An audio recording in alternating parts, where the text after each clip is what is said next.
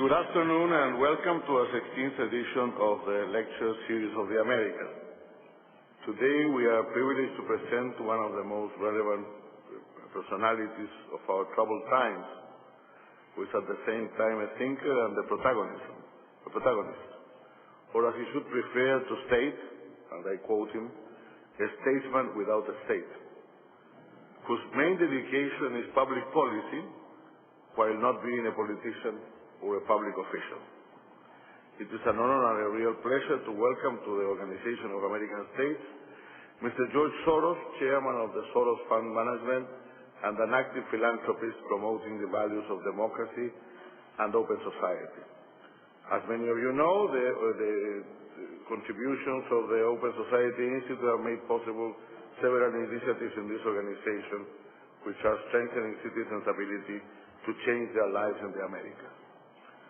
George Soros has recently synthesized in a few words his qualifications for his enviable role in our times. I quote him again. To sum it up, he says, I believe I combine three qualifications. First, I have developed a conceptual framework that has given me a certain understanding of history. Second, I have a firm ethical and political beliefs. And third, I have made a lot of money. In acquiring these three characteristics, I should add, George Soros has become one of the most visible personalities of our time. His books are published and read all over the world. His recent Age of Fallibility is a bestseller as well before his Crisis of Global Capitalism and his Open Society. This last concept, Open Society, has become his motto and given names to his foundations and projects. He has also been a witness and an interpreter of history in a life that he has lived fully in, as he says, far from equilibrium situations. Ladies and gentlemen, we are proud to have Mr. George Soros in our lecture series of the Americas. Thank you very much. I give now the floor to Ambassador Marina Valer, Chair of the Permanent Council and Permanent Representative of Trinidad and Tobago to the OAS. Please, Ambassador. Thank you. Your Excellency, Jose Miguel Insulza, Secretary General of the Organization of American States, Your Excellency Osmar Shufi, Ambassador, Permanent Representative of Brazil and Chairman of the Committee on Juridical and Political Affairs, Ms. Irene Klinger, Coordinator of the Lecture Series of the Americas, Ambassadors, Permanent Representatives, Alternate Representatives, Permanent Observers, distinguished ladies and gentlemen. It is with the greatest of pleasure that I have been accorded the privilege of introducing to you this afternoon our guest speaker at this 16th lecture series of the Americas. George Soros is both the founder and chairman of Soros Fund Management, LLC, and the Open Society Institute. He is also a former member of the Board of Directors of the Council on Foreign Relations.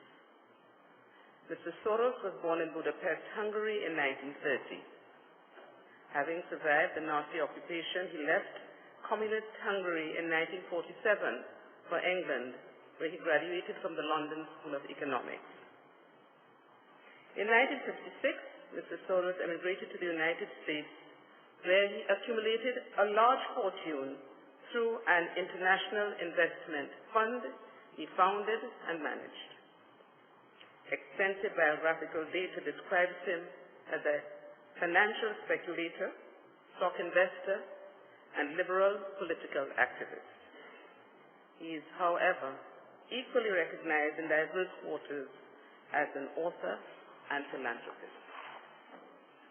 The seeds of Mr. Soros' philanthropic activities were sown by the well-known philosopher Karl Popper, under whom he studied at the London School of Economics. In fact, his Open Society Institute is named after Karl Popper's two-volume work, The Open Society and Its Enemies. His philanthropic activities, which began in 1979 with the provision of funds to help black students attend the University of Cape Town in apartheid South Africa, and to assist dissident movements behind the Iron Curtain, now span the globe. Through his Open Society Institute, Mr. Soros' philanthropic deeds are redounding to the benefit of peoples in more than 50 countries, including other countries in Africa, but primarily in Central and Eastern Europe, the former Soviet Union, as well as Latin America, Asia, and the United States. George Soros is also the author of 9 books, including his most recent publication, The Age of Fallibility and the Consequences of the War on Terror. His articles and essays on politics, society, and economics regularly appear in major newspapers and magazines around the world. He has been the recipient, too, of honorary doctoral degrees from the New School of Social Research, New York, the University of Oxford, the Budapest University of Economics, and Yale University. He has also received from the Yale School of Management its Yale International Center for Finance Award, as well as the Laurea Honoris Causa, the highest honor of the University of Bologna, Italy. Permanent representatives, ambassadors, alternate representatives, distinguished guests. I present to you the internationally renowned investor, Mr. George Soros. I'm very honored. I would like to thank the Secretary General, Jose Miguel Sousa, and the committee that decides whom to invite for inviting me. I'm very honored, and I'll try not to embarrass you. That may be difficult because I'm generally known to be rather outspoken. Now, I'm basically known in Latin America as an investor and as an outspoken critic of the Bush administration's policies. But I don't think that is the appropriate subject to discuss in this audience. So I'd like to focus on the concept of open society, the work of the Open Society Foundation Network, and its relevance to Latin America. Now, I'm not an expert on Latin America, so I'll only provide one half of the answer. Maybe the audience will provide the other half to their questions and comments on my speech. The concept of open society was first proposed by French philosopher Henri Bergson in his essay, Two Sources of Morality and Religion. He said, one source is traditional, and that's associated with closed societies, and the other is universal, and that is associated with open societies. Then, Austrian philosopher Karl Popper in the 1940s, very much influenced by fascism and communism, argued that universal ideas can also pose a threat to open society, to the concept of open society, if those ideologies claim to be in possession of the ultimate truth. Because the ultimate truth is not attainable by humans, and those who claim to be in possession can impose their will only through repressive measures. And so he proposed the idea of an open society based on the recognition of our imperfect understanding, which requires critical thinking and a tolerance for dissenting opinion, freedom of speech, freedom of association. So, in fact, a liberal democracy. Now, his book made a big impression on me because I grew up in Hungary and I experienced at first hand the Nazi and communist regimes. So I became a great devotee of this concept of an open society.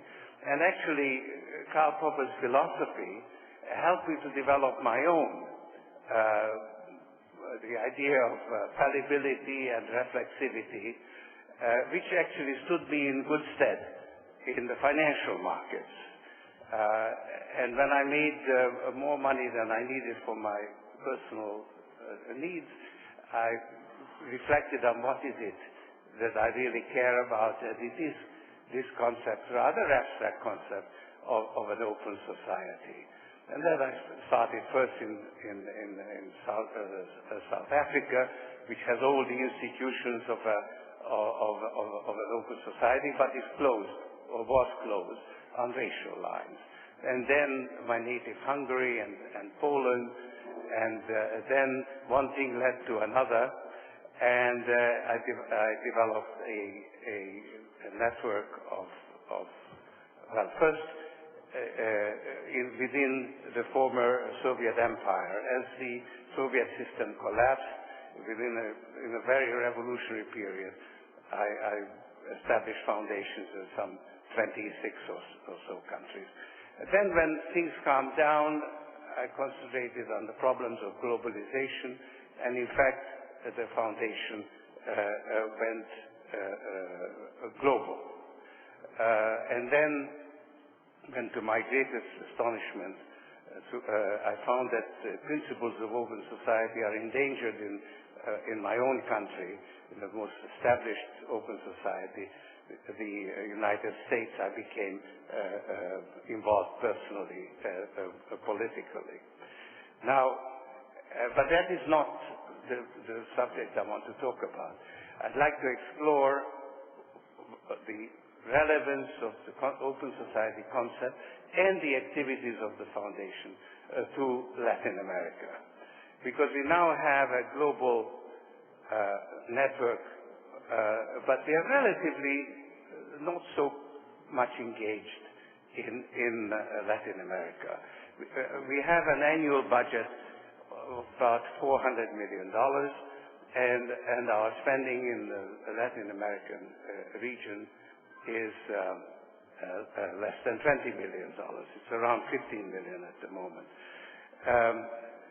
So we do have foundations in Guatemala and national foundations in Guatemala and Haiti. And I'm very proud of the work of both those foundations. In Guatemala, the local board brings together the urban liberal intelligentsia and the leaders of the indigenous organizations. And that is a very fertile combination. In Haiti, the foundation has really done, I think, outstanding work in helping rural communities, in fostering education, libraries, and so on. So, when it comes to theory, obviously, open society is a universal concept, therefore it applies to Latin America as everywhere else, and I'm really very pleased that I meet quite a few Latin American leaders, thinkers, who are as committed to the idea as I am. Particularly, more recently, I've been President Ricardo Lagos in Chile, I think, is as eloquent an exponent of those ideas as I am, or more so. But there are a couple of things that my experiences in the former Soviet Union that are relevant, and I would select two things. One thing that we discovered, that the collapse of a closed system, a totalitarian regime, does not automatically lead to an open society. It can just simply lead to collapse, which is what happened